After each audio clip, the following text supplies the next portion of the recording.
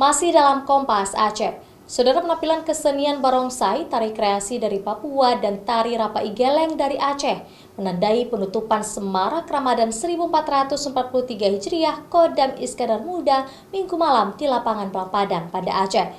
Penampilan kreasi seni tersebut menggambarkan toleransi, keberagaman, dan kebersamaan di bumi Serambi Makkah. Semarak Ramadan bersama Kodam Iskandar Muda.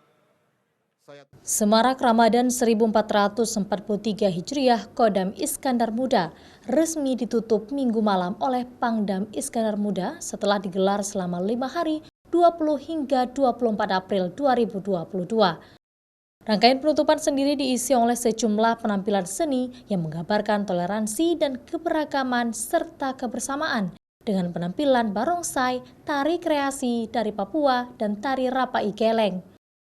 Pangdam Iskandar Muda Majen TNI Muhammad Hasan mengungkapkan Semarak Ramadan merupakan kegiatan untuk meningkatkan kembali gairah dan antusiasme masyarakat Aceh dalam menyambut bulan suci Ramadan.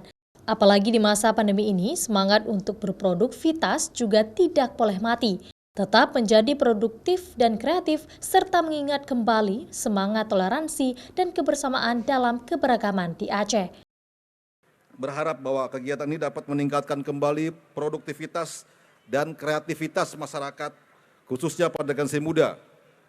Dihadapkan pada kondisi saat ini, kita harapkan bahwa generasi muda mampu menjadi lokomotif perubahan dan terus kreatif untuk memunculkan ide-ide yang positif dalam rangka menggerakkan pembangunan dan terus untuk berinovasi dalam rangka membangun masyarakat Aceh, bangsa Indonesia, dan negara kita tercinta ini.